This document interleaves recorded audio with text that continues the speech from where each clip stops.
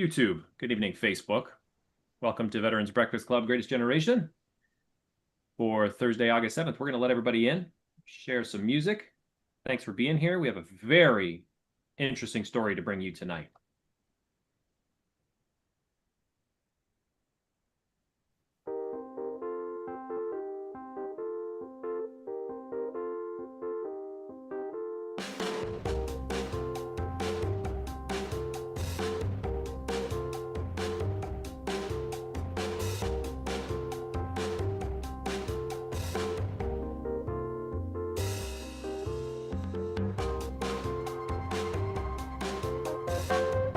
Good evening, everyone. Good evening. It's great to see you all this evening. Welcome to Veterans Breakfast Club for Thursday, August 7th. This is Greatest Generation Live. My name is Sean Hall. I'm the Director of Programming with the VBC. We have a very interesting and educational program for you this evening. Glenn said so much a week ago, saying it is one of the most amazing stories he's heard. So you're in for it tonight. Thank you all for joining us. And I see some new names, which is so great to see. Thank you all for being here. As I said, we're the Veterans Breakfast Club. Our mission is creating communities of listening around veterans and their stories to connect, educate, heal, and inspire. Please check us out on our website, veteransbreakfastclub.org, to find out everything there is to know about us, from our mission to our values, all upcoming in-person and online events. But tonight, Greatest Generation Live is all about World War II era, and we are host, Glenn Flickinger. Glenn, how are you doing? I'm doing great. Thank you, Sean. It's another Thursday night, and really pleased that we have a really interesting program tonight. Really, I think we could have divided this up into three programs. So we have a lot of content, some a really interesting story, a couple of fascinating other guests. So we're going to jump right into it. But first, I've got to mention, here it is, August 7th. Yesterday was August 6th. 80th anniversary of the dropping of the Hiroshima bomb. So naturally, it would have been sort of easy to have a program tonight on that event, but it just didn't work out from the standpoint of scheduling. 2 weeks from now, on August 21st, we do have a program that we're calling, the 80th anniversary of VJ Day, and we will be covering the events of the end of the Pacific War at that time. In the meantime, if you would like to either read or watch some fascinating material about the end of the war in the Pacific, I highly recommend you read a man by the name of Todd DePastino's article in our latest VBC quarterly magazine. I'm shamelessly promoting Todd. I read it when it came out. It's a very good article about the end of the war in the Pacific. The other thing you could watch, and I put it in the chat right up front, is a PBS program called Victory in the Pacific that's being rebroadcast the other day. And I put a link in the chat to it. It's about 20 years old, but it is extremely well done and covers all the various facets of the end of the war from Iwo Jima, Okinawa on. And just highly, highly recommend it if you want to learn more or relearn, as I did, some of the events. So, okay, look, we're really pleased tonight to have, I see a lot of people in the room, maybe a few of you we don't know. We're very pleased you're on. Thanks to probably our guest inviting you. I'm Glenn Flickinger, and I host this almost every Thursday night program on Greatest Generation Live, all things World War II. And tonight we chose to have this program about Dachau, partly because of a book that I can't remember how this event came to me, but Escape from Dachau, written by Kathe Mueller Slonim, if I have that last name correct. And we have Kathe's daughter on tonight, Susan Servais, right? Correct. Susan, just give us a little shout out hi and tell us where you're coming from. So, first, Glenn, thank you so much for having me here and the interest in the book. It does get five-star reviews on Amazon. People say they can't put it down. So, I'm really thrilled to be here with all of you. I'm really excited to hear Nate speak later on. And I also just want to take this moment to say how grateful and thankful I am to veterans and anyone serving in the armed forces, because they don't only really serve the United States, they serve the world. And so I just wanted to take that moment to say thank you for that. As the title of the book says, Escape from Dachau, my grandfather had a very daring escape from the concentration camp.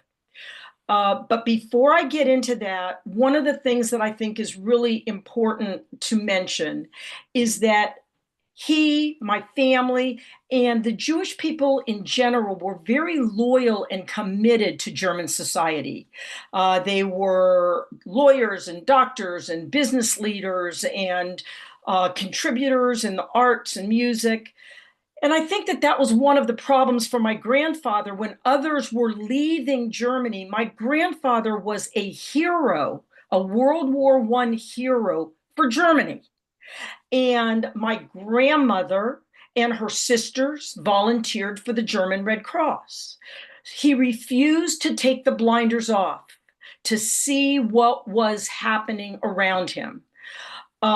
He felt that this can't happen to me or to us. Look, I'm a loyal German. So I always like to bring that up because he, along with many others, did not get out in time. But my grandfather had a very successful manufacturing business. He actually used technology created by Henry Ford in the US. He manufactured everything from housewares to hardware and more, and distributed goods throughout Germany and beyond. Kind of reminds me of Amazon. He made friends everywhere he went, and his clients loved him. So he was a very successful businessman. Susan, if I could just ask you to stop for a moment. Yes, sure. For the few people who are on who may not know the sort of deeper history of Dachau, if I got to get the pronunciation down. I need to practice the tiny couple of words of German I know. I just thought I'd put this slide up. Obviously, this is a picture of the entrance to the Dachau concentration camp. Correct. Dachau was one of the first concentration camps built by Nazi Germany. It was the 1933. longest running one. It opened on March 22nd of 1933. But the camp was initially intended to house Hitler's political opponents. So we're talking about communists, social democrats, and other dissidents. Right. It was located on the grounds of an abandoned munitions factory. And so basically, that's how it got started. It was meant to house his enemies. Its purpose was really to be a labor camp. But then, of course, eventually, anyone they didn't like, Jews, Romanis, Germans, Austrians, anyone that they thought were against them, got sent to Dachau. And I thought I'd throw up this map just for those that are not familiar. Dachau is in southern Germany and what was or is Bavaria, and it's just north of Munich. Okay. Correct. And we're going to be stopping there. Our travel group here in a couple weeks' time, we're going to be stopping there. And here, I think this is interesting. I showed it to somebody the other day. I said, yeah, look at where the camp is relative to the town or village of Dachau. It's basically inside the town, right? And we'll get Correct. into it later and make the point that the residents of Dachau had to know what was going on there. It was just, it's not like it was 20 miles out in the woods away from the village. So, okay. Now that I just wanted to get that little bit of background in, Susan, Correct. Yep. before we launched into your story. Now, feel free to launch. And then, and then in the mid 30s, people were being sent there just because of their religion and not because they were dissidents or didn't agree politically. And then as I think it will be, if Hilbert joins us or Nate, basically it was liberated by the US forces in 1945, April 29th of 1945. So it operated for quite a long time, more than 10 years. So basically, things, well, in 1923, so this is pretty early, Hitler had started this militia, these really evil people. He was not in the government yet, but he was trying to overthrow the government, and this failed. But he started this militia that was well known as the Brown Shirts. And the Brown Shirts did not disappear while he was jailed. They continued to meet and plan. And then, of course, as we all know, after the stock market crashed and the Brown Shirts were becoming a huge force, in 1933, Hitler became chancellor.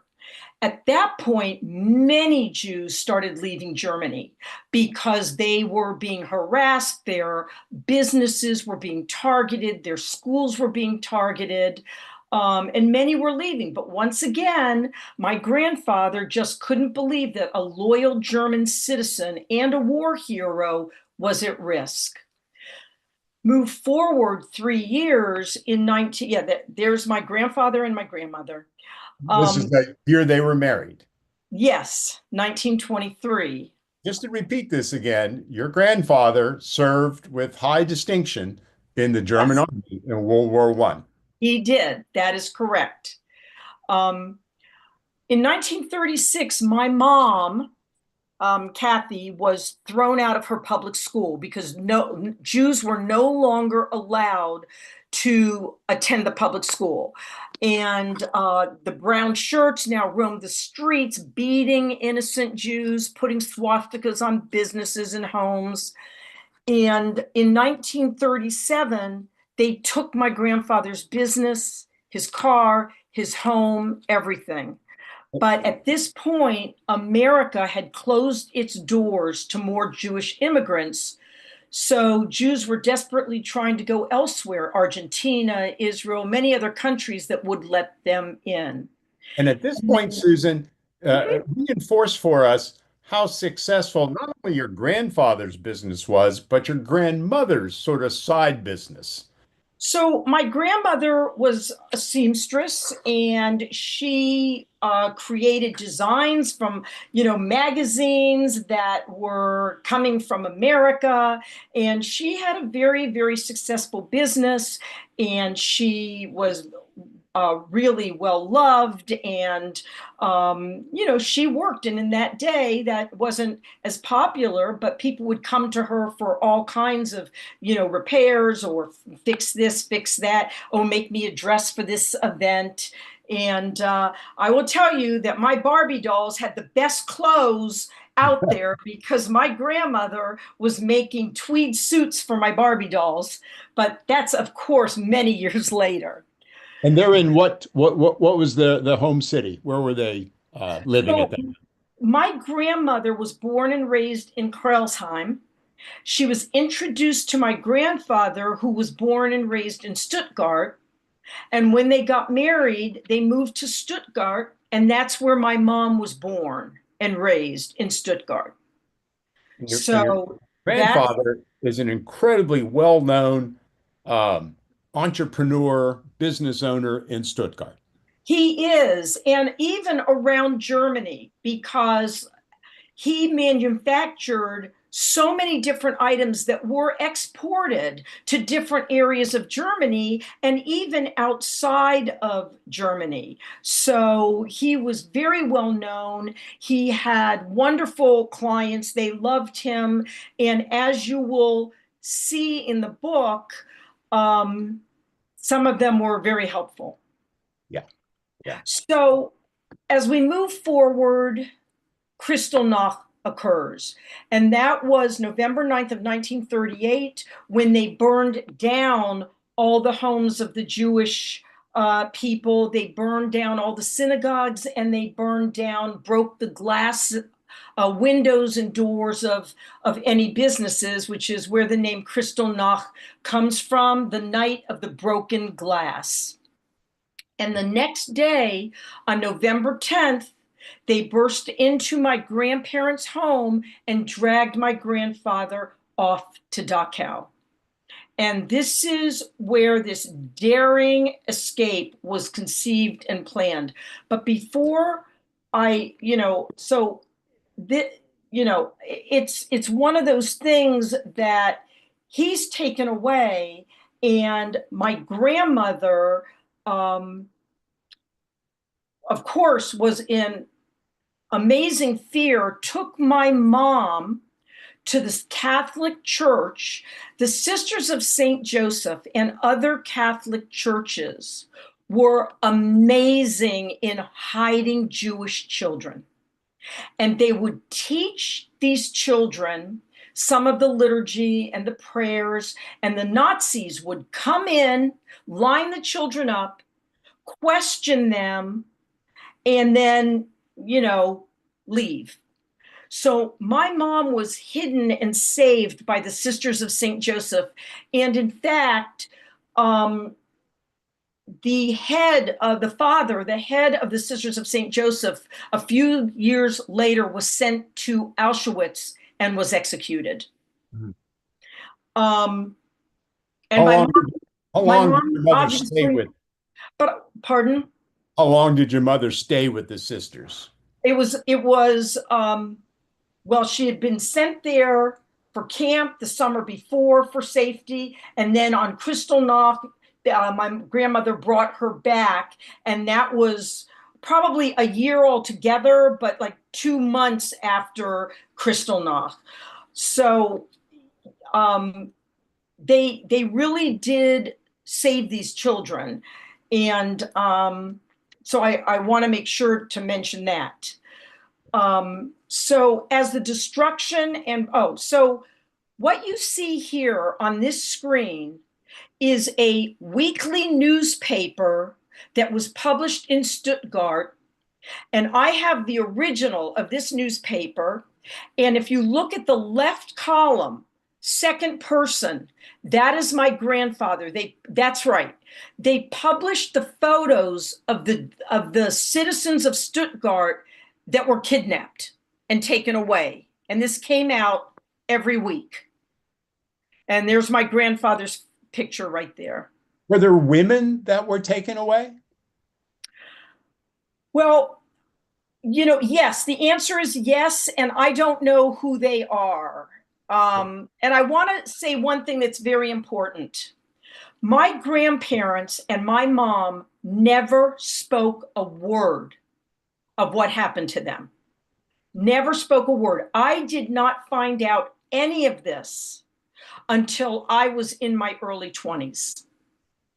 And the way I found out, I knew at that point that they were from Germany. I did not know how they got out or what happened to them. In the 60s, the German government created a program called Return of Our Lost Citizens. And they invited survivors to come to Germany, all expenses paid. They would take them to any city they wanted to go to. And my mom never wanted to go. She said, I will never set foot on German soil again. But in the year 2000, my brother, sister, and I convinced her to take this trip for closure.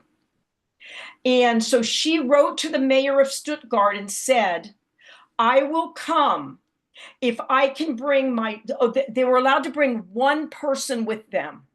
And my mom said, if I can bring my daughter and my granddaughter, who was 15 years old, so that 3 generations can dance on Hitler's grave, even though Hitler wasn't buried in Germany, it was a philosophical thing, I will come. And they said yes. So while we were there, on each of the trips, there was usually maybe 20 to 25 survivors because they ran the trips quite frequently during the summer. And while we were there, other survivors were telling their stories. And all of a sudden, to my shock and to my daughter's shock, my mom started talking about all of this. And I had never heard a word about it. And then when she got home in the year 2000, she wrote this memoir, which is what the book Escape from Dachau is, her memoir. So I just wanted to mention that I didn't know anything. And some of the questions, I might not even know the answers because really I only know what's in the book. And the other thing I want to mention is many survivors survived. My grandfather did not. My grandfather was physically alive, but he did not survive what he witnessed because my memory of my grandfather is him sitting in the living room, staring out the window, smoking his cigar, not saying a word. So he really never recovered. So anyway, after Kristallnacht, Jews could not get out of Germany. Whoever was left or not already sent to camps was rounded up and sent to death camps. And in the memoir, my mom wrote and describes the horrific situation in Germany, Kristallnacht, and of course, the day my grandfather was dragged out of his home. And so now, let's tell this story. Starts the Max Emanuel story. So Max Emanuel's birth name was Emanuel Rosenfeld. He was a brilliant mathematician. And you might be familiar with the name Schach. Schach was tried at the Nuremberg trials. Schach was the president of the largest bank in Germany, the Reich Bank. And this is in the late 20s, early 30s. Schach brought, Emanuel Rosenfeld was my grandmother's first cousin, a Jew. Schach brought him to the Reich Bank to be the economist, the mathematician, and all of that. That's right. Someone put up his Hajmar Schach. He was the president of the bank, and Emanuel Rosenfeld worked for him. Then in 1932-33, Hitler chose Schach to be his Minister of Finance and Economics for the Third Reich. And who does Schach bring with him? The brains of the organization. He brings Max Emanuel to work for him. So Max Emanuel, a Jew, my grandmother's first cousin, actually worked for Hitler in the Third Reich. Things get worse and worse and worse. And by 34, he got scared. He got quit. Now, it wasn't until 36 that they said Jews could not have government jobs. They couldn't hold positions. But he left before that. But he got scared and he changed his name to Max Emanuel instead of Emanuel Rosenfeld. But he did something very smart.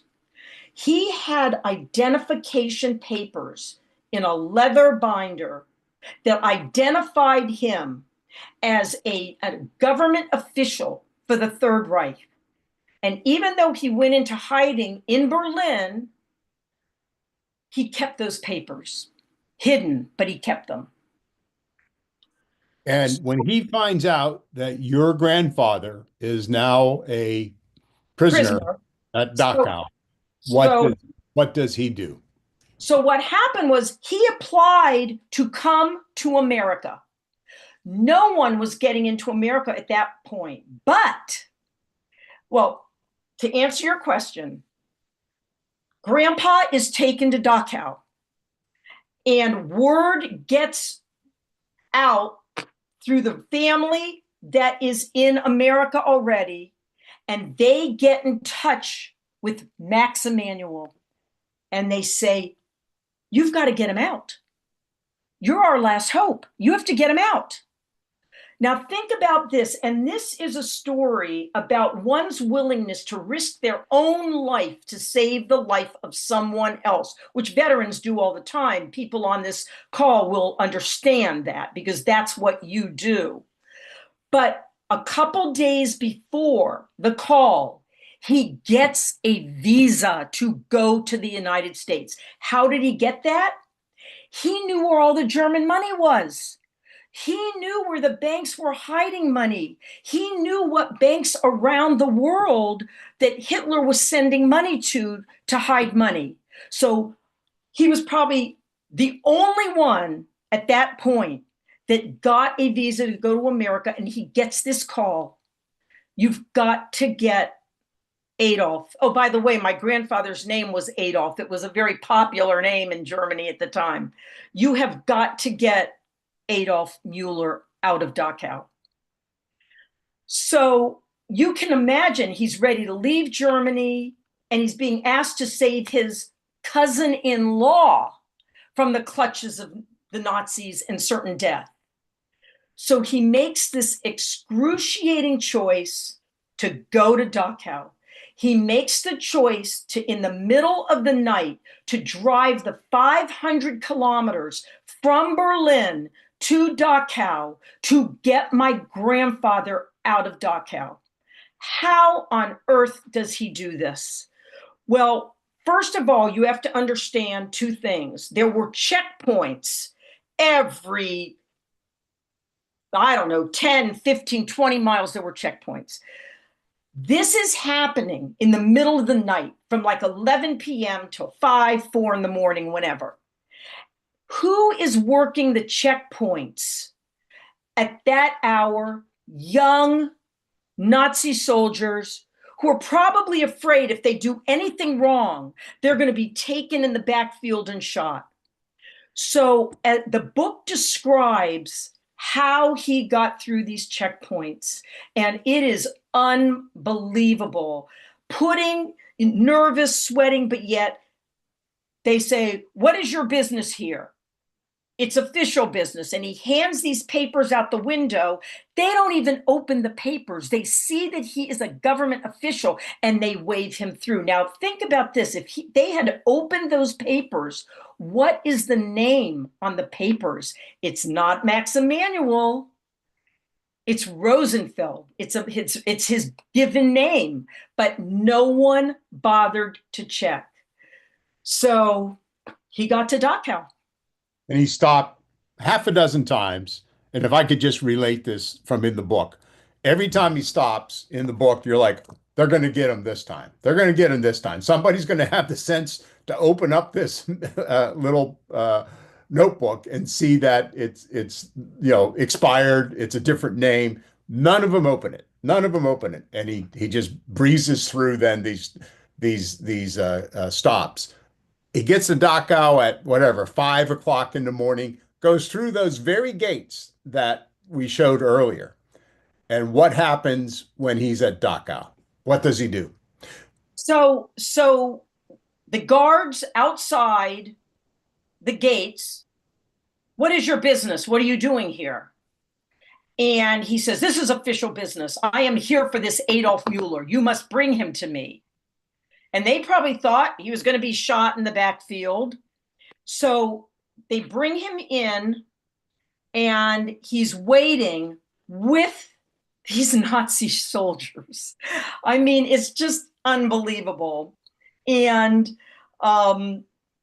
they bring Grandpa to him. And at first he doesn't recognize him. I mean, it had only been a few months, but he was so emaciated and just didn't look like Adolf Mueller. "Are you sure this is Adolf Mueller?" "Yes, this is Adolf Mueller." And then they kind of made eye contact and he realized it. So he very roughly, brings him with the help of the soldiers to the car, and off they go. And because I do not know, none of us know even to this day where my grandmother was, but they were able to go to the convent to get my mother because they knew where she was. So they went and got my mother, and then somehow got my grandmother, and her other cousin was in Luxembourg at the time, and they drove to Luxembourg to leave. They waited in Luxembourg for papers to leave, and then they went to Belgium, to Antwerp, where they got the boat and made it to America.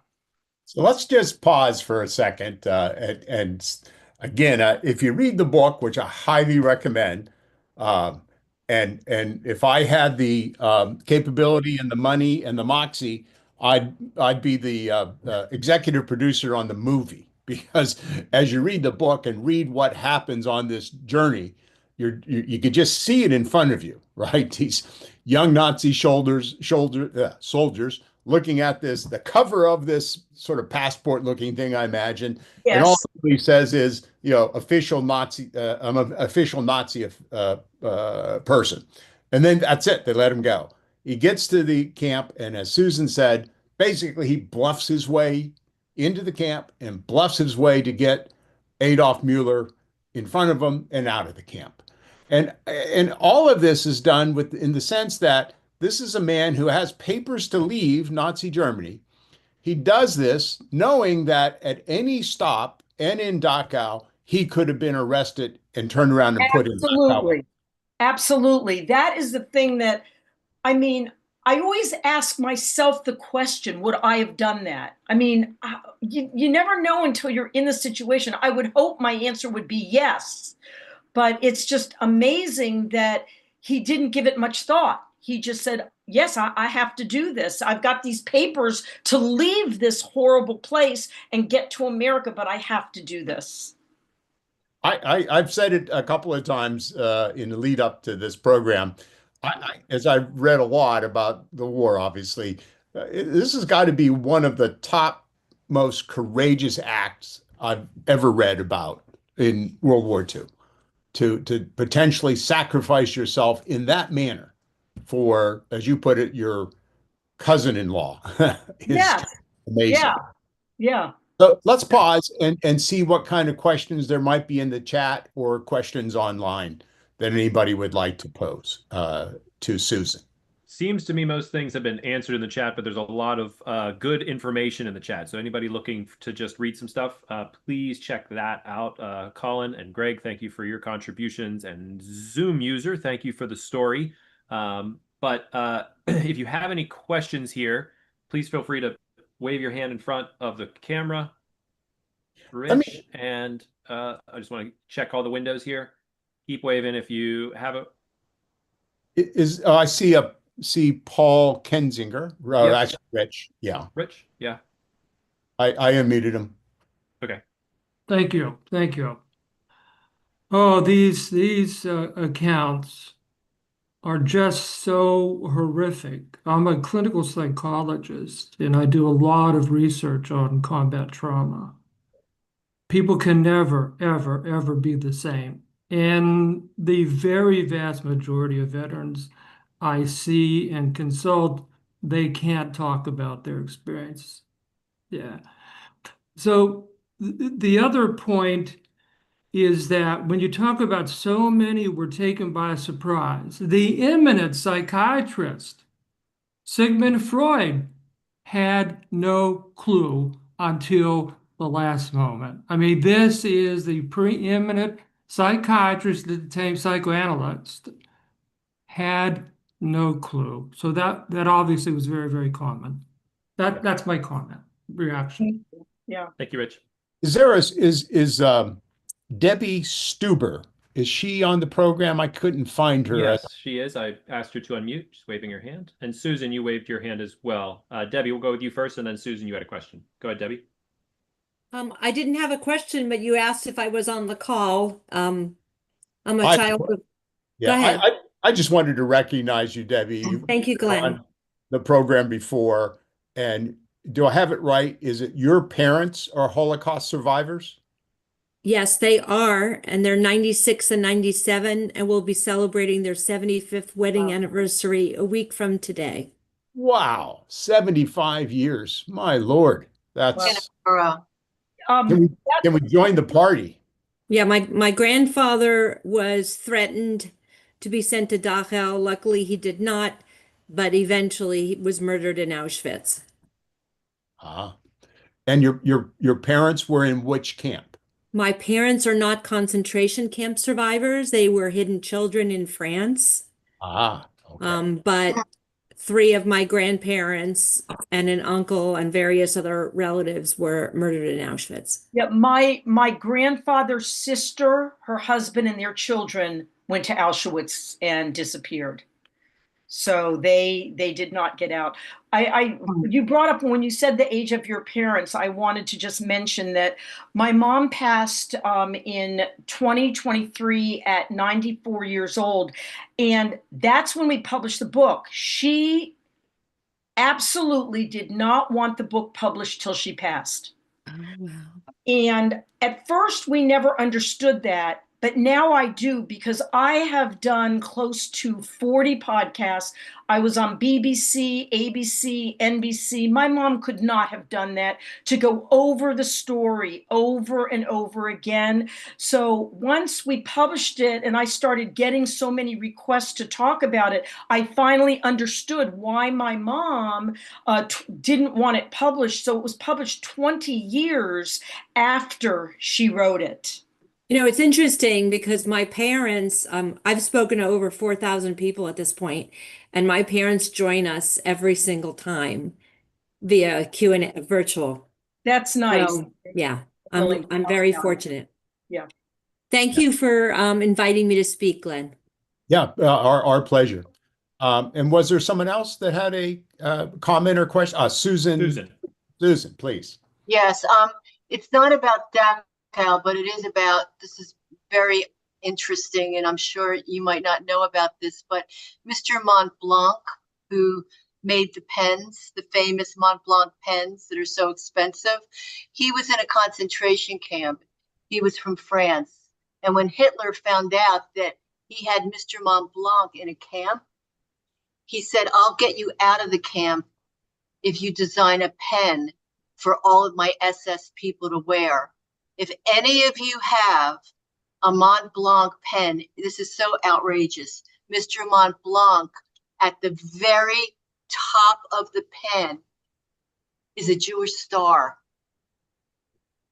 Look at If this. you look at it, so the Nazis were wearing a Mont Blanc pen with a Jewish star on the end and never knew it.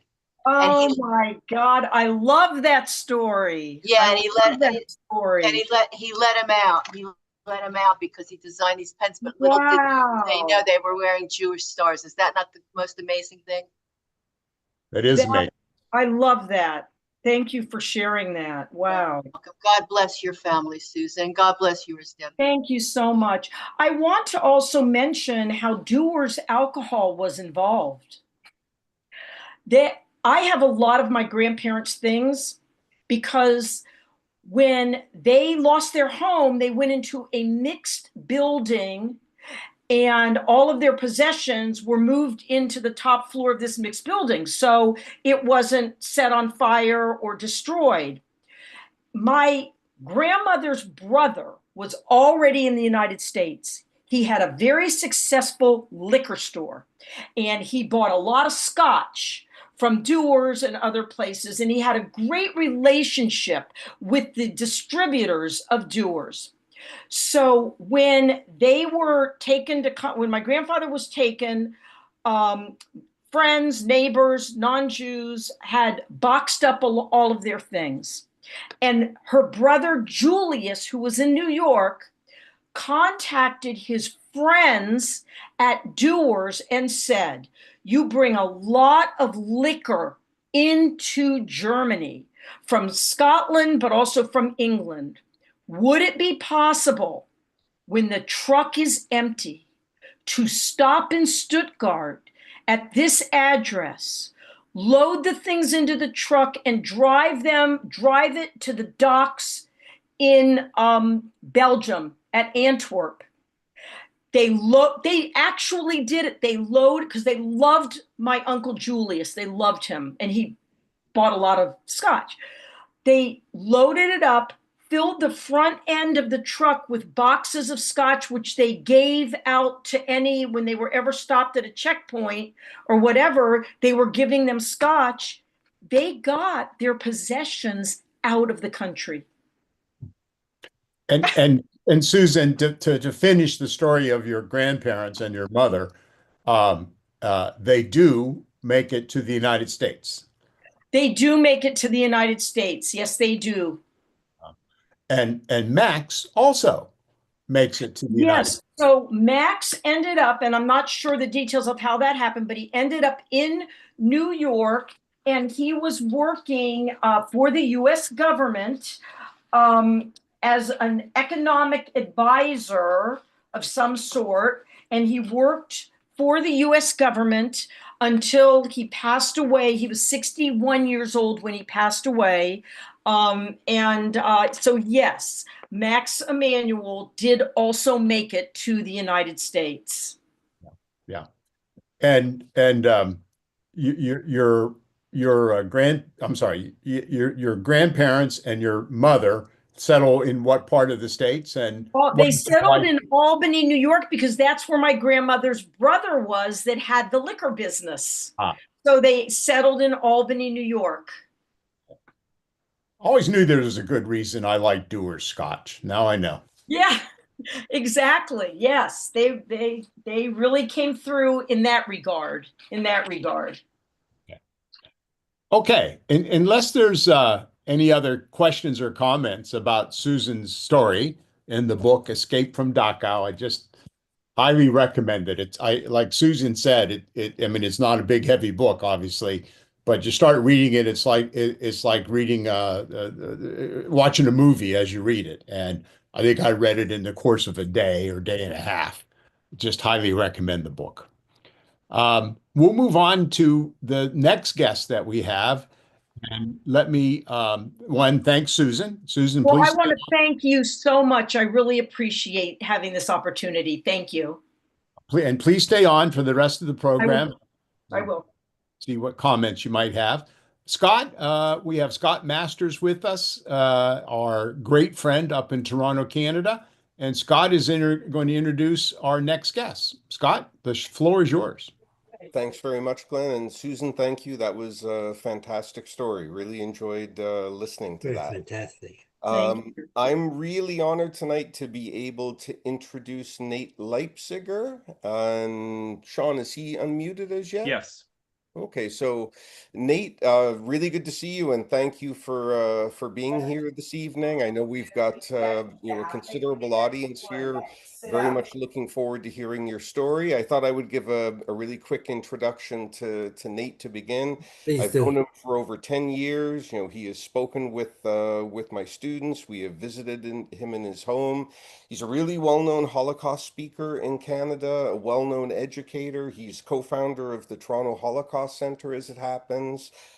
He's written his memoir, The Weight of Freedom, for the Azrieli Foundation. He's been actively involved in the March of the Living for many decades now. And I'll bring up an image here. In 2016, he toured... There we are. He toured Auschwitz-Birkenau alongside Justin Trudeau. He was the Canadian survivor who was selected for that very auspicious occasion.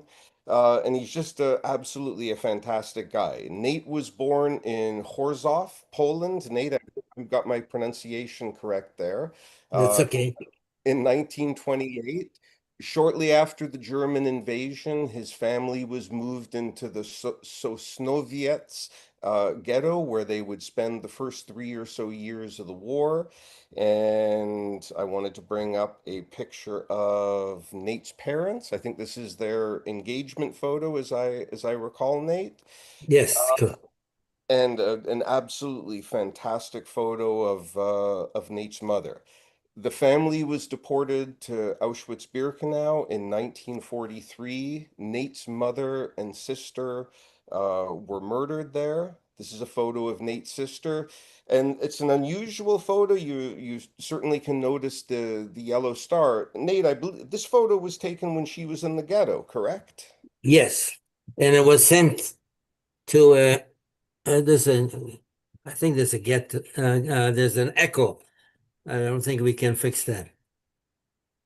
Well, anyways, that picture has a wonderful history because she took that picture in the ghetto in 1942 and sent it to her girlfriend, Christian girlfriend, and her girlfriend kept it and until 1945 when I visited our hometown and she gave it to me. It's a remarkable piece of history for you to be able to have. Nate, of course, survived Auschwitz-Birkenau alongside his father, and a big part of the story that you're all going to hear tonight really has to do with that dynamic between father and son, which is just an incredible thing to listen to. The two of them were deported to a series of work camps, Funfteichen, Grossrosen, Flossenburg, and Leonberg, and by the end of the war, Nate and his father ended up in the Mühldorf and Waldlager subcamps of Dachau. And that's principally what Nate's going to talk about. I mean, Nate could spend hours, recounting this absolutely incredible life story and wartime journey. Nate, I know tonight with the subject being Dachau, we were hoping that you could focus on your experience in those camps, and maybe a little bit about your story as it comes up, after your transfer away from Auschwitz-Birkenau. So I'll let you pick up the story, Nate. I think we can let you talk without interruption, and if people have questions, certainly we can do those at the end. Is there any way you can fix the ecosystem? You sound fine to us. I think that might be something on your end. Sean, any idea what that might be? Not sure. It has to be on Nate's end, unfortunately. We hear you loud and clear though, Nate. So if you talk, we're good on our end. All right. I do see Nate logged in twice. I see the name Nate Leipciger and also Okay, Nate and Bernice Leipciger. Okay, So, Nate and hold on. Bernice. So maybe that's why. Let Okay, me let me just put see if there's Nate another in. one. There we go. Okay, Maybe that should fix your echo there, Nate. okay. There the thing disappeared. Yep, you should be fine. Okay, We can hear you. now. So I must be on. Okay, let me just check to see where I am. Okay, so right now I'm okay. I no more echo. I can't see myself, but that's okay. At any rate, I was very fortunate because I got to Auschwitz at the age of 15. And I worked at a shoe factory for a German company that was operating a Jewish establishment that was confiscated in Poland in 1939, and a German person was in charge of it. And the old man, the father of the Freihandler, the administrator of the factory, was a very nice gentleman, and he and we went along fine, and he actually allowed me to learn how to build shoes, and then I worked in the warehouse as his helper, and that allowed me to go through the 3 years of working for the German factory in a relative comfort because I was given German money, and I could also I was living in the ghetto, but we marched into the city every day, and I could do business on the black market. And also, he was very fond of French vodka, French cognac, and English tobacco. All both were available on the black market, and I was his go-between and bought it for him. Of course, I always made a profit on this transaction, which helped me to and my family to live through the 3 years of the occupation in the ghetto. In 1943, August the 1st, we were taken out of our hiding place and sent into Birkenau. which was actually known as Auschwitz II. And there we were in a matter of hours, we were changed from a civilian to a prisoner for not having committed any crime, tattooed with a number, and suddenly I was induced at the age of 15 as a prisoner. They used to say very dangerous prisoners that were in the German concentration camps. And my struggles started right from the beginning because also I was 15, I looked like 12, and my father rescued me on a number of occasions from being sent to the gas chamber and to allow me to go with him from Auschwitz-Birkenau to a camp known as Fünfteichen, which was part of Großrosen. And then we were there for 16 months. And in January of 1945, we were put on a death march to the first march was to Großrosen, where we spent 2 weeks in quarantine. Then we went sent to another terrible camp, was called Flossenburg, which was in the Tyrol Mountains. Beautiful place, but deathly camp because it had a stone quarry. A stone quarry. The work in this quarry was the hardest work that anybody could work in. So, but unfortunately, we were not required to go to work. Because at the age of 12, my mother had the foresight to send me to an electrician's apprenticeship. And so I went there. I was trained as an apprentice, and I worked in the shoe factory as an electrician's apprentice. And then when I got into Fünfteichen, I managed to work in the Krupp factory as an electrician. And that was a much easier job because there was indoors and away from the elements and away from the Gestapo or the SS. We were working with German civilians who were very decent to us, did not abuse us as the SS did, but one of the as a matter of fact, the contractor that worked for at one point, he saved my life by going to bat for me when I had an accident and I was accused of sabotage, and he said, no, this was not sabotage. He couldn't have done it. It was an accident. And that saved me from the gallows. And, this is the hardest part of being in German concentration camps during the war, was that we knew what was happening to our family by this time. So we knew that our families are being gassed to death. I did not know whether my mother and my sister were gassed at that point, but we knew that there was very little chance of them surviving. And of course, my father had a large family, and none of his siblings survived. And he had 6 siblings, and all married with children. I had 14 cousins, only 4 of us survived, etc. That was the most difficult part of it. Of course, every day surviving was actually an art of staying alive in a concentration camp, not attracting attention to yourself, not to be singled out for punishment. Once you were singled out for punishment, you did not survive.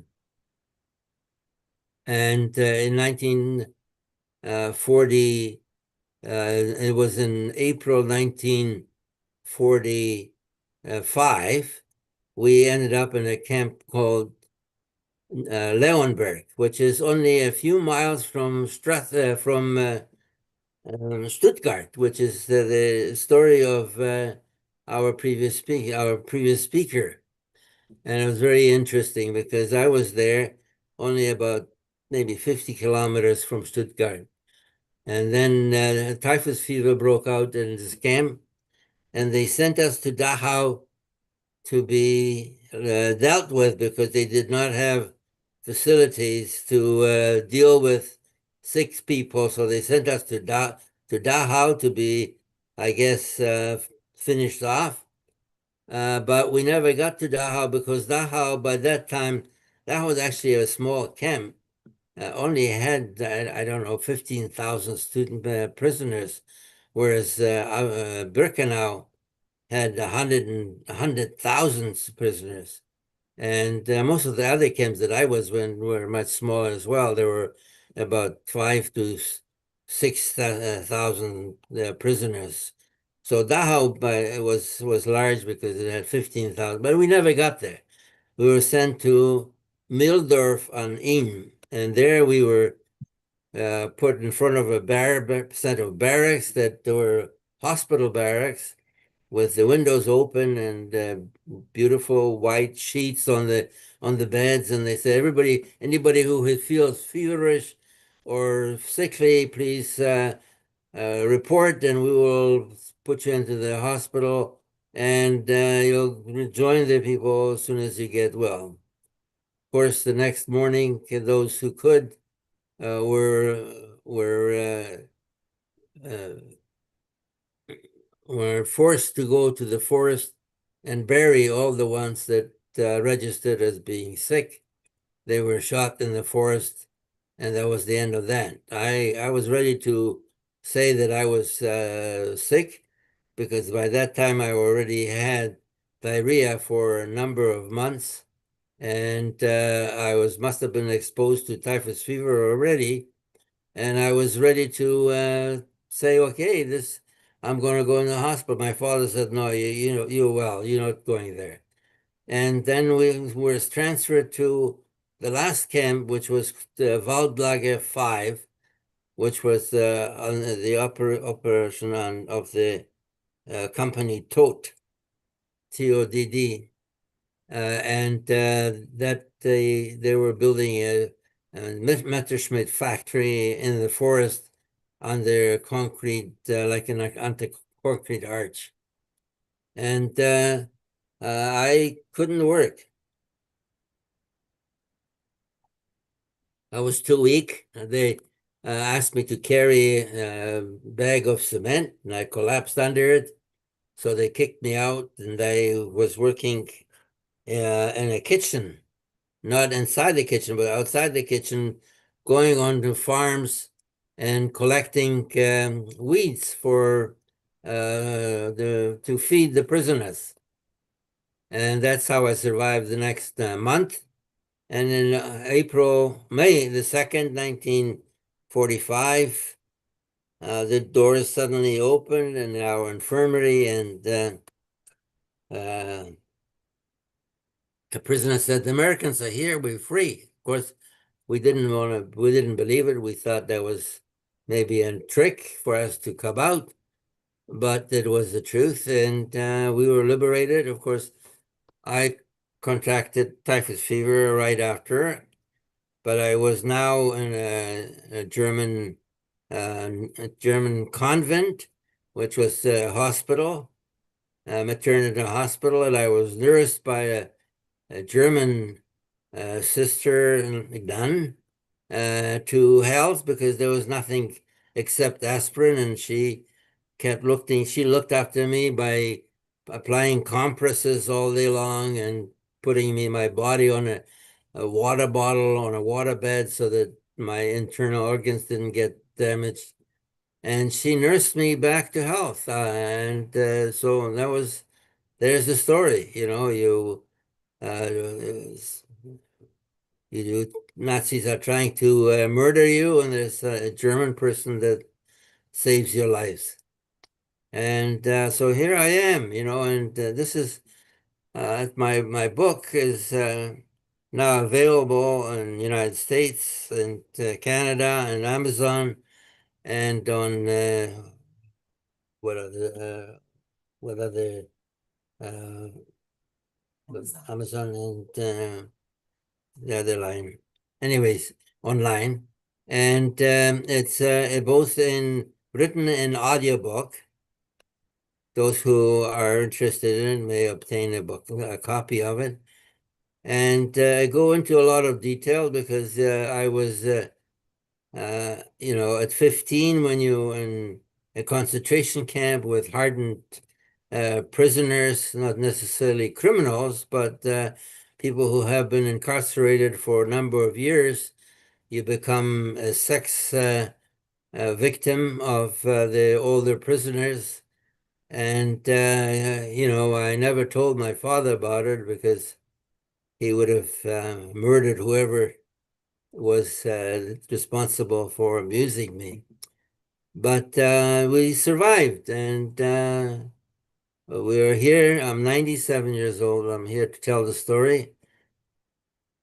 Yearly, I take people back to Poland to visit Auschwitz-Birkenau, march from Auschwitz I to Auschwitz II, which is Birkenau, and instead of a death march, is a march of the living. And hundreds of thousands of students have gone through this process and have been educated and been told as to what it is all about to be a Holocaust survivor. And the thing is that today we are unfortunately going through another era where the Jews are again being persecuted, this time by a different source, by the Khomeinis of Iran. And we're being targeted in one location, that's particularly in Israel, where most of the Jews are located. And they want to destroy the Jewish population worldwide, which would become a second Holocaust. But fortunately, the armed forces of Israel are strong and ingenious, and they're able to protect themselves from the Hamas, Hezbollah, and the Houthis, and Iran itself when they send thousands of missiles against the Jews of Israel. And it's an existential struggle of the Jews, and not against, this time not against the Nazis, but the Khomeinis of the Middle East. And it's a very difficult time to live through, because I fear for my children and my grandchildren who are exposed in colleges and schools and on the street, who are experiencing anti-Semitism. But we are very fortunate that this time we have many more people who are our allies and who are willing to listen to our story, and who understand what it is to be a victim without any reason for being victimized. And so we're very fortunate that we have you guys as our friends, and coming to us and listen to our stories. And it's only hopeful that Israel will be able to defeat Hamas, and eventually the world has to defeat Iran, because Iran is not only trying to destroy the Jewish people, but convert all Christians to Islam, because that's their philosophy. And they don't like our Western culture. They don't like the freedom of our ladies, of our women. They don't like the freedom of speech. They don't like the freedom of religion. So we are all possible victims of the Ayatollahs of Iran. So that's my well, I'll say my cross to wear.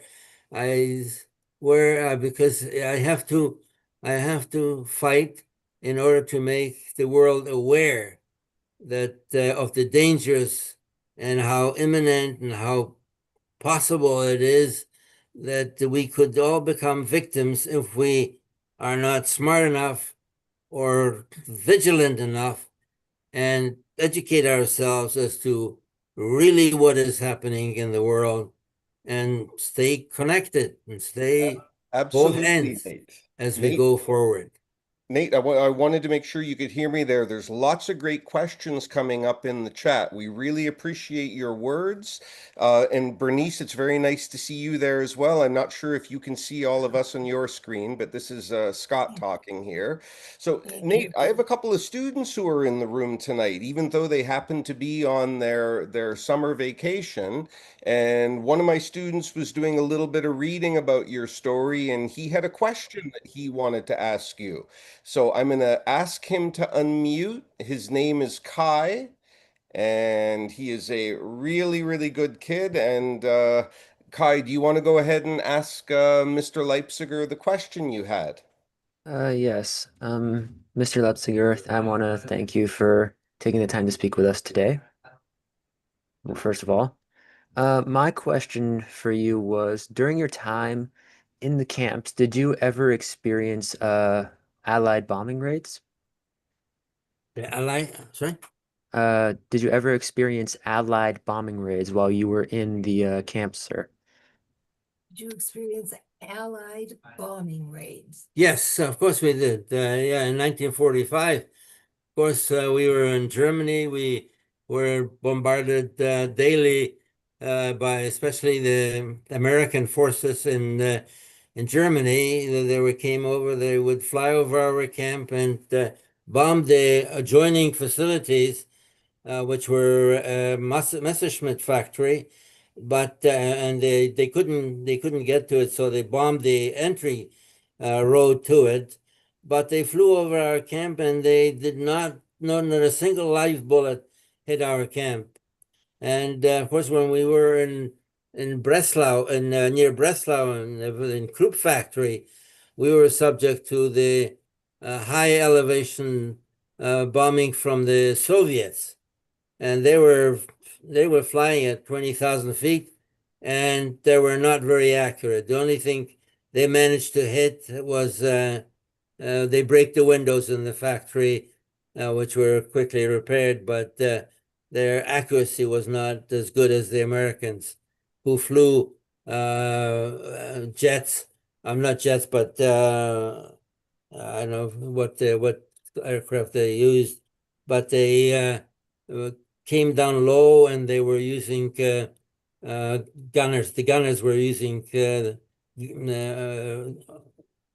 pilot guns. I don't know. I know the German was Messerschmitt. I don't know which was the American aircraft. I don't remember. Do you remember, Nate, how it made you feel to know that the Allies were out there and, on the offensive? Well, we were very happy. We were not worried about our lives. We felt that we were ready to sacrifice our lives to punish the German, to make sure that Germany is going to be defeated, and we were prepared. As I said, we were prepared to die from bombing rather than survive the further occupation but further punishment by the Nazis. And I do have a couple of remarkable photos, Nate, that you had shared with me, and I wanted to project some of them on the screen. So are you able on your screen, Nate, to see the images and to see the zoom? What's that? Can you see the images of the? Yes, I can see the images. Okay, perfect. I just wanted to make sure that we had solved that technical issue from before. Yes, I can see them, yes. Yeah, That's me when I was liberated in 1945. You can see I'm 17 years old here, but I don't look 17 years old. So that was a curse. That was a disadvantage by being in a concentration camp as a child. And who took that photo, Nate? That's taken by the Mildorf Armed Forces, the Americans. That's it here. You can see the American zone person who signed the document was an American. Yeah. It mentions the DP camp here and Auschwitz. I also see it mentions the 6-digit number here. Is that the number that you were tattooed with? 133? Yes, that's my number. That's on my arm. 100 and 1333628. Right, there you go. Incredible. And you also shared with me this fantastic photo of you and your father, and I think that this one was taken a year or two after the war. Yes, that's about a year later, after my hair regrew, the first growth of hair, after I went to Poland and found out that none of my family survived. My mother and my sister did not survive. My mother's sisters were saved by the righteous among the nations. They were hidden. It's one of the only the only thing that saved my sanity was to know that there were people like Christians who were willing to risk their lives to save Jewish souls. This is, unbelievable. The question is you have to ask yourself, would you be willing to risk your family to save somebody from a different religion, somebody maybe that you didn't even know, in order for them to survive? So that's the most amazing declaration of humanity that anybody can do by saving somebody else from certain death. Scott, can I jump in and ask a question, Scott? Go ahead, Glenn. So that picture of you and your father is amazing, Nate. And do I understand it correctly that you and your father were together from the beginning to the end of your journey through the camps? He was with me. I'm sorry. Can He you was with me from the beginning. Yes, he saved me in Auschwitz when I was supposed to go into the gas chamber. He saved me by appealing to a German officer that he should let me go and change lines, and he did. Apparently, he knew the German from. We lived in Lower Upper Silesia, which up to 1920 used to be Germany. So a lot of the people in our hometown were German, and one of the SS people who was in the camp, my father recognized him, and he asked him to save me, and he did. But Nate, So that was it seems a miracle to me that you and your father were able to stay together the entire time. yes, there was a miracle, one miracle after the other. I can't imagine there were too many examples of that where two family members were able to make it through, what, 4 or 5 years together like that. Yes, yes. I just wanted to be sure I understood and Well, underlined the miracle. unfortunately, my father did not live very long. He died at the age of 70 in 1972. Hmm. And he paid for the hardship that we went through.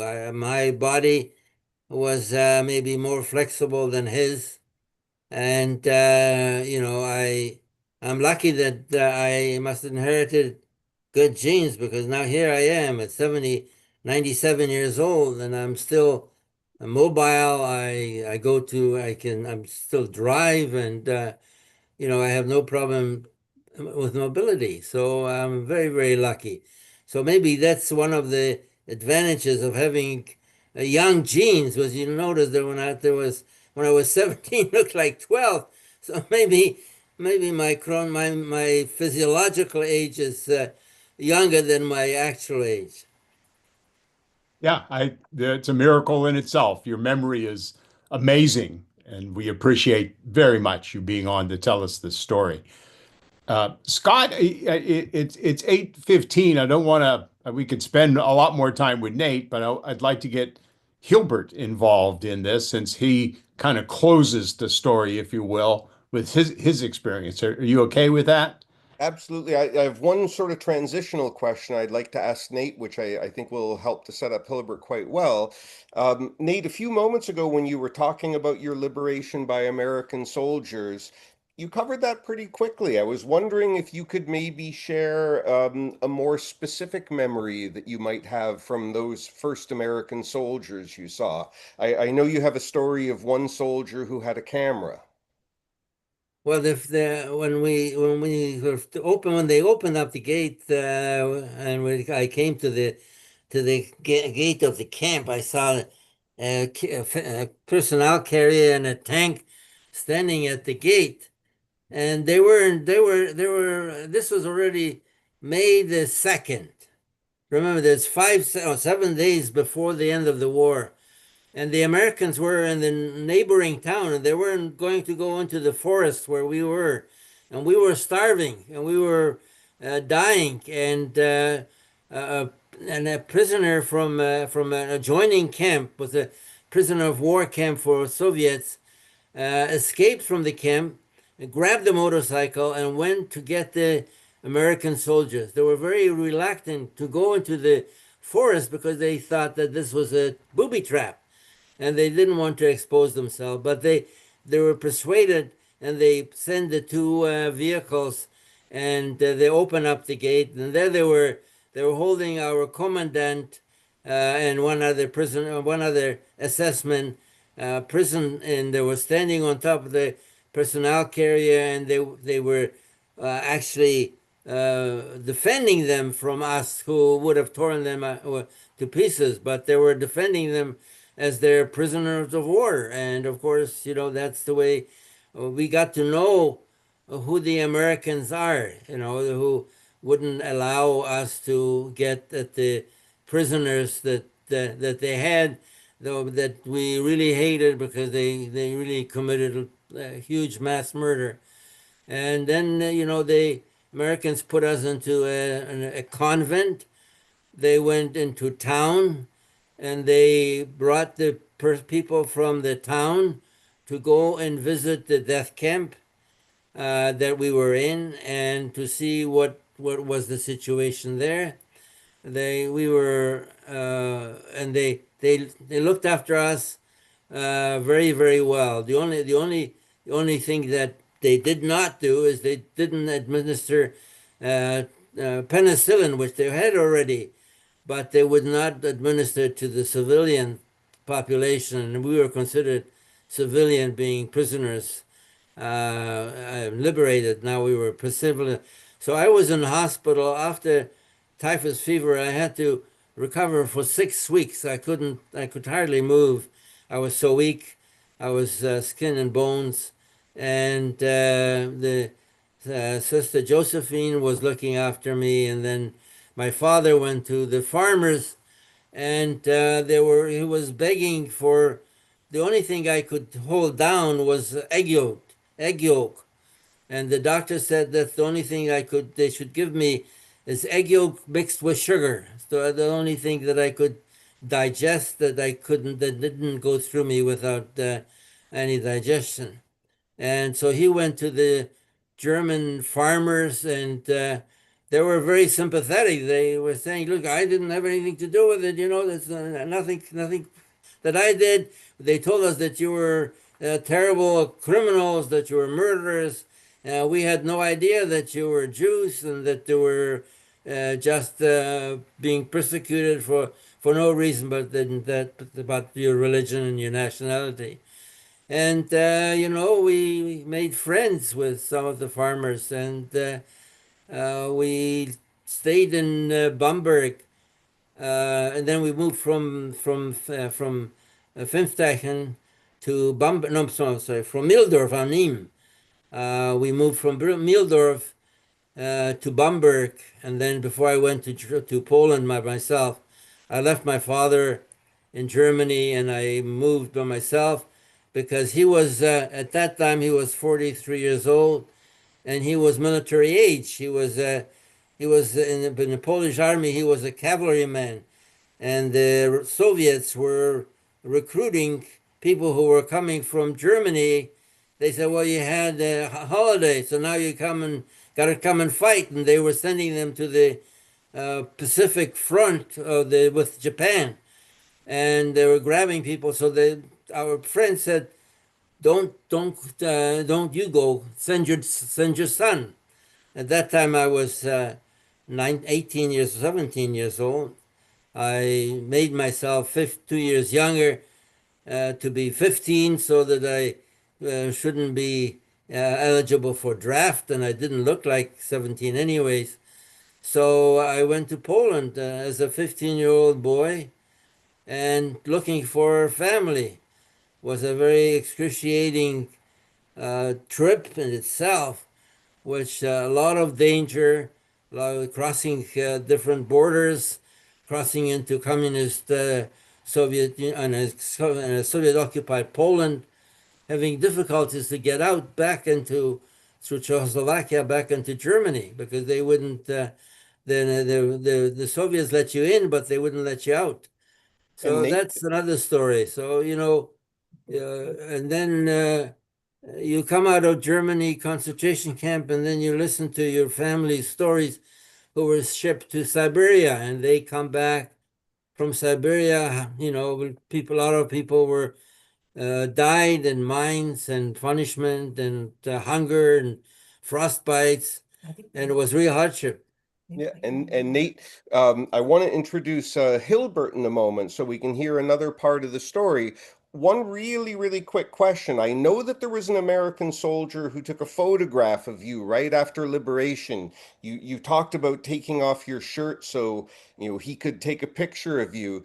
Did you ever get a copy of that picture or find out anything No, about no, no. it? There is somewhere in the United States in somebody's basement is an album that has the picture of me with my shirt open to show that I was just a skeleton.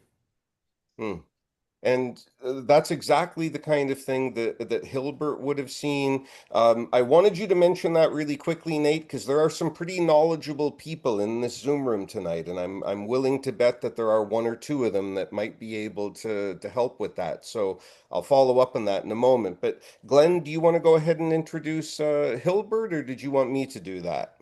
I'll let you introduce Hilbert. You know him better than me. We've had Hilbert on a couple of times, but just thought that Hilbert, you could do a great sort of ending of the story because you're in on the liberation, Dachau.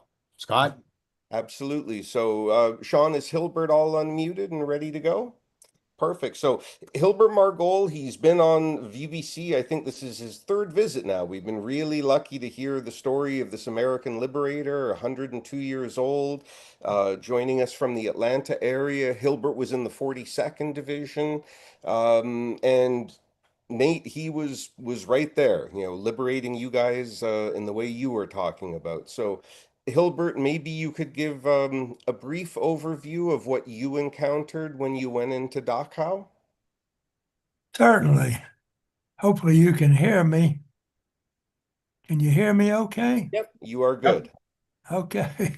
Well, I'll say it was early Sunday morning, very early, April 29th, 1945. We were riding on a two-lane country road, and my truck that I was riding in was hauling a 105 millimeter howitzer. The gun battery consisted of 4 howitzers. My identical twin brother Howard was a gunner on number 2. I was a gunner on number 3. And that early Sunday morning, we passed by a road signs. The largest part of the sign said the word Dachau, meaning the village of Dachau. Below that was several smaller signs with arrows pointing towards and in the rears. And one of them going forward had the word München on it, which in German means Munich. And in kilometers, we converted it to miles and realized we were 9-10 miles north of Munich. Munich was the next military objective. The various camps were not military objectives. The military didn't want to waste men, munitions, whatever on camps. That was the story. So Shortly after passing those road signs, we got orders to pull over on the right side of the road. It was a wooded area, very small clearing area, just large enough to accommodate our 4 howitzers. Our howitzers were referred to as light artillery because we were in direct support of the infantry guys in front of us. We had a forward observer on the ground with the infantry guys, and they would select targets. Whatever was holding up, delaying the infantry guys to move forward was a target. And they would radio back our command post nearby with what the location of the target and the kind of target it was. And our command, in the command post, our second lieutenant would convert that into firing missions. We had another forward observer flying overhead by himself in a small Piper Cub airplane, doing the same thing, selecting targets, radioing the information back to our command post. Well, when the field telephone rang, whether it was morning, noon, or night, we always figured it was another fire mission. And if it was after dark, we would immediately unzip our sleeping bags, because as soon as it got dark, we would get in our sleeping bags, zip it up, and try and go to sleep.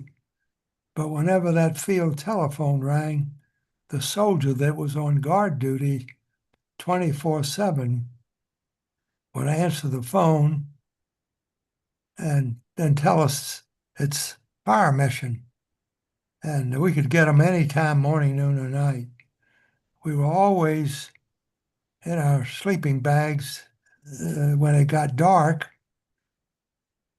plus during the day, regardless of that, we could never be more than a few feet or yards away from the howitzer, regardless of what the weather was. Sleet, snow, cold, freezing, whatever. So that was the life we lived in, and we were very fortunate in my unit because we were in actual combat only a little over 4 months.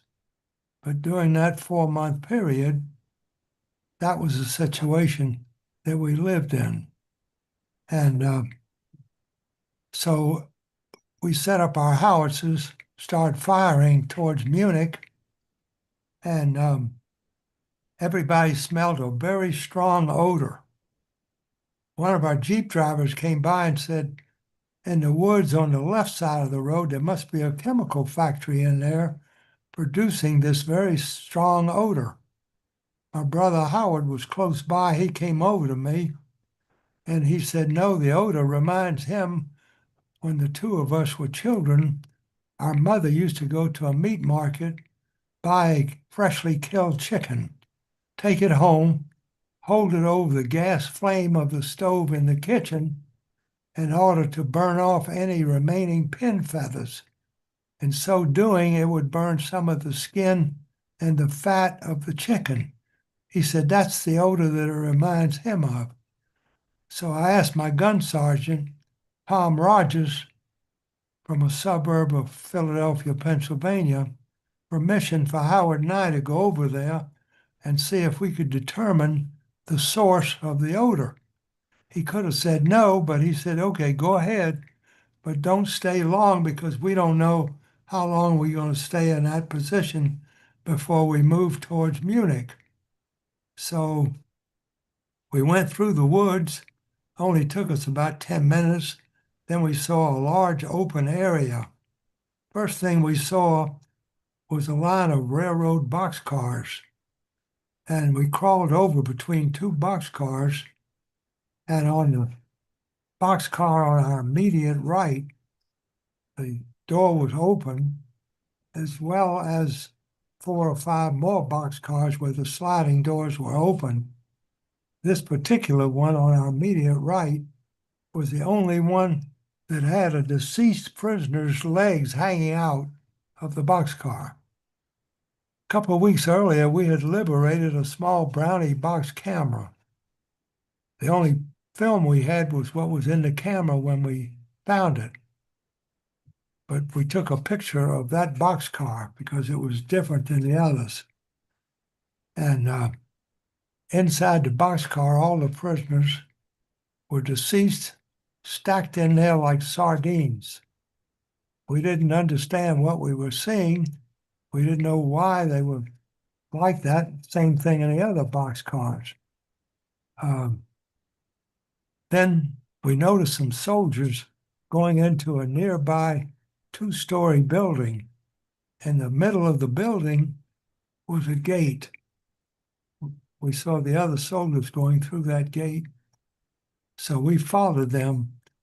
On the gate, it had the famous German words, Arbeit macht frei, work makes you free. Went through the gate, and by the way, the weather that Sunday morning was pretty clear. It was cool, not cold, sunny. First thing we saw was just a large open area. To our right was several buildings. Ahead of us was what looked like a lot of barracks buildings, one-story barracks buildings. Scattered around the grounds, different areas, were stacks of deceased, turned out to be deceased prisoners, stacked like cordwood. We didn't understand why they were there, and it almost looked like somebody set it up to make a movie. We didn't know anything about those camps. We knew very little about them. We knew nothing about this particular one, which turned out to be the Dachau concentration camp. And we saw no prisoners. We didn't know what was going on. We didn't know until later that the day before, a Swiss representative had arrived from Switzerland with 2 truckloads of provisions, spoke to the SS officer because adjoining the prisoner camp was a much, much larger, huge German Army SS training camp.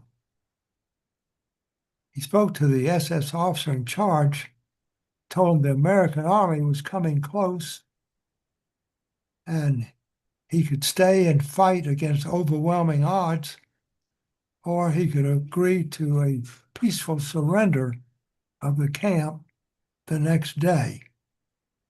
He was no dummy.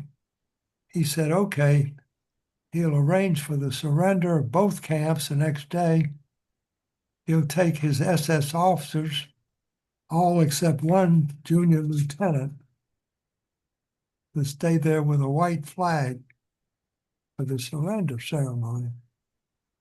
And he'll take all his men, some of the German soldiers that were there, and go to defend Munich, which we learned later he had no intention of doing that. He really wanted to end up in the Austrian Alps. And he took about 2,500 of the healthiest looking Jewish prisoners with him on a forced march towards Munich, but bypassing Munich to end up in the Austrian Alps so that he and his SS officers and some German soldiers could have slave labor to take care of their needs. They never made it. They almost made it to Austria, but not quite. In the meantime, we later learned that when we were there, we didn't see any prisoners, but in the barracks was a little over 32,000 prisoners. A lot of Jewish prisoners, Russian prisoners, political prisoners, you name it, they were there. And the difference between the dead prisoners in the railroad boxcars, they were all fully clothed. the ones inside the camp, stacked like cordwood, were all naked. We didn't understand the difference or why. We later learned that months earlier, the German soldiers had run out of coal. Without coal, they could not operate the ovens. That was that story, why they just left all these deceased prisoners' bodies stacked up. That was the difference, because they couldn't operate the ovens. When we were there that day, we never even knew that a huge German army camp was next door, because we only saw the prisoner camp. And we couldn't stay long. We stayed maybe 25, 30 minutes. We left because we knew we had to get back to our gun crew. And it was a good thing we did, because 15, 20 minutes after we got back, we took off towards Munich. And that was pretty much the story. I could tell you what we learned over the years of Dachau. While we were there, we didn't know it at the time, but a high majority of the prisoners are all suffering from a disease, lice-caused disease called typhus. And some of them, quite a few of them, were near death. And when we arrived, we didn't know that was happening or was there. But when the medical units came in, they had DDT powder, which is used to kill the lice. DDT powder was later outlawed, never used again, but it did kill the lice. It still took the military almost 30 days before they were able to eradicate all the typhus. And when the first medical units arrived, we learned they ignored all the dead bodies because it was too late for them. They administered to the prisoners that were near death to try and save as many as they could, which they did. And a little over 10 years ago, I was there for the 70th anniversary of the liberation, and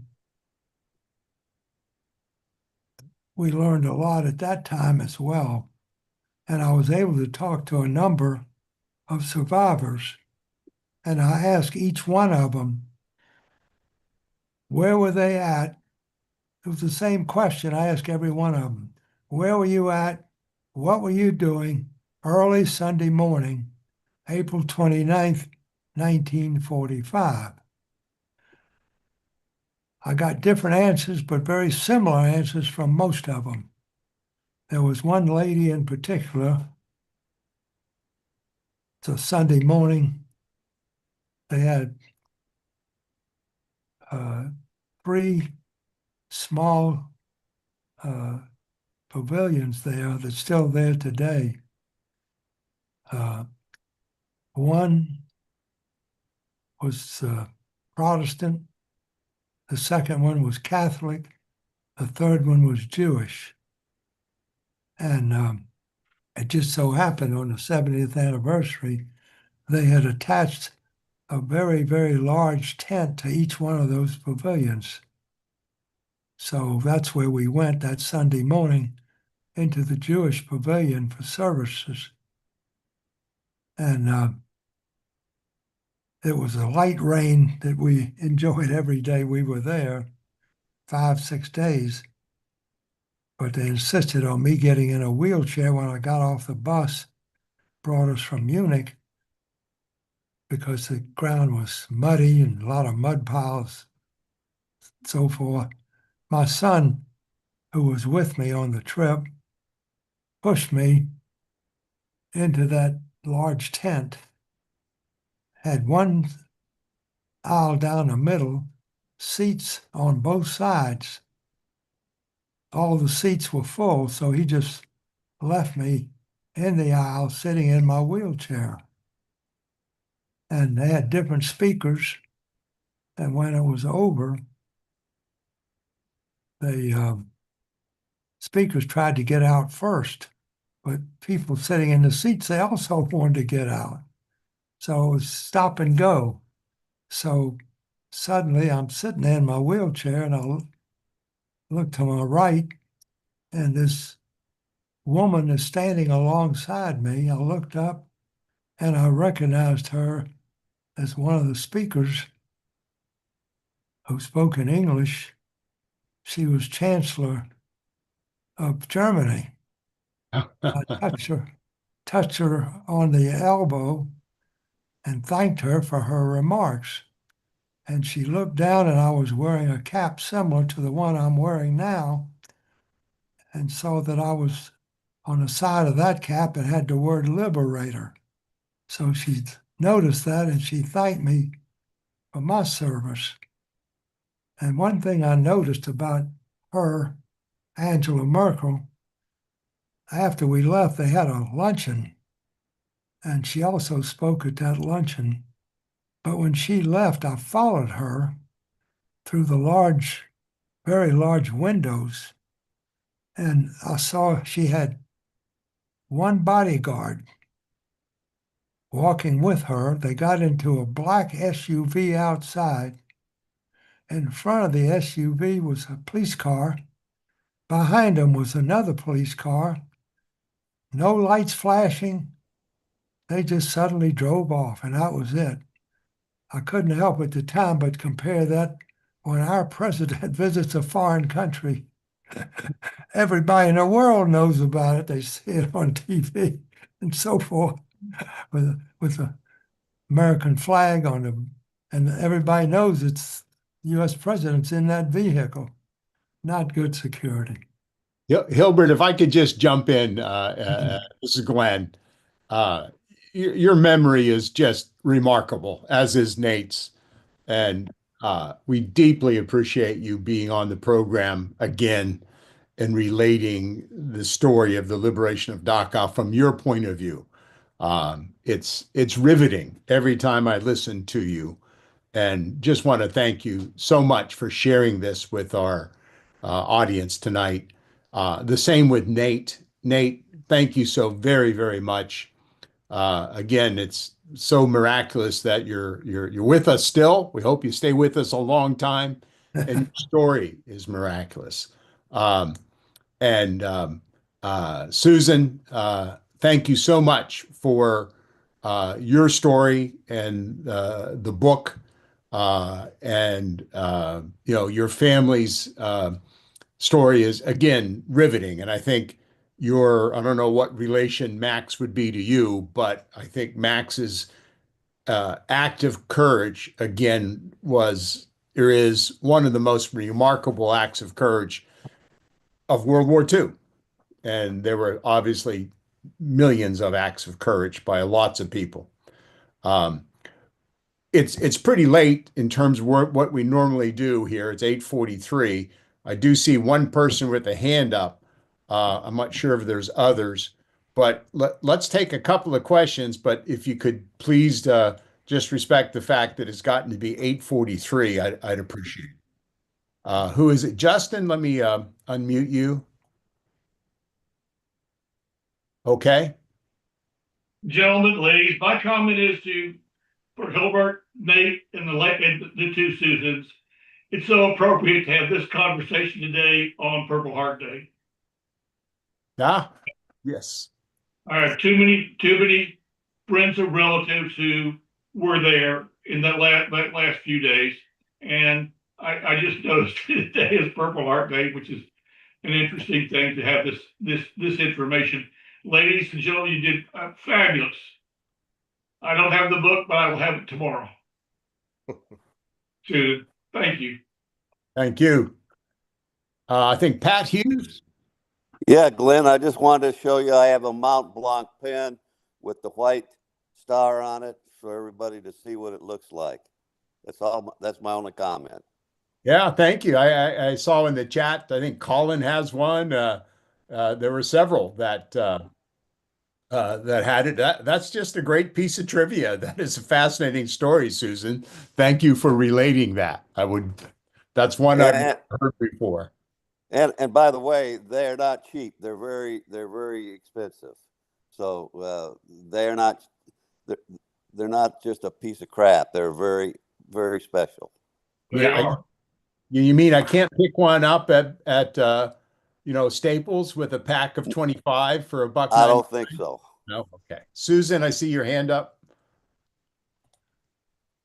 I think Debbie has her hand up, and I think Nate wants to ask a question as well. Thank you. I just wanted to share something that I was on a flight coming back from Paris several years ago, and I was sitting amongst a lot of children that were carrying on and screaming. And, I love kids, but I said to the flight attendant, please, can you move me? I just can't sit here for 8 hours with screaming kids. And I love kids. So she moved me to a woman. She said to this one woman, do you mind if somebody sits with you? And she thought it would be some old fart, and it was me. And she was my age. And we wound up talking for the whole 8 hours. It turned out that Marilyn had met a Jewish guy on a kibbutz in Israel when she was in college. And she wound up marrying Eric. And Eric was French. Okay, this is so outrageous. Eric's mother was this gorgeous blonde with no French accent. And his father was the head of the French resistance in France during the war, and his mother would wear a mink coat and carry Louis Vuitton luggage with bombs in it and go along the railroad tracks and blow up the railroad tracks as best as she could. And nobody stopped her because she was a blonde and she spoke perfect German, and she would blow up railroad tracks. And I just thought that was amazing. And I tried to get in touch with Spielberg to tell him about this story. I thought it would be a great movie, and I could never get in touch with him, but I thought that was so cool. Thank you, Susan. Debbie, I think you're unmuted. Yes, I actually have been trying to find online a story about the Mont Blanc pens, and I cannot find it anywhere.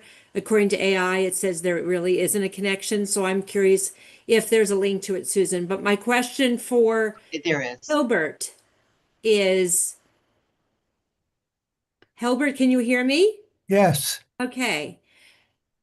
So one of my challenges is to think about one day when I am gone and who will share my parents' story. So I'm wondering, have you prepared your children or grandchildren to share your story for you in your absence one day? Well, up until maybe 10, 12 years ago, I never told my wife or my children anything that I was even in the military. But something happened and I started speaking, and I've been talking, making presentations ever since. And didn't have time to talk about my recent trip back to Germany and to Dachau, which turned out to be a great trip and a new experience to revisit Dachau again.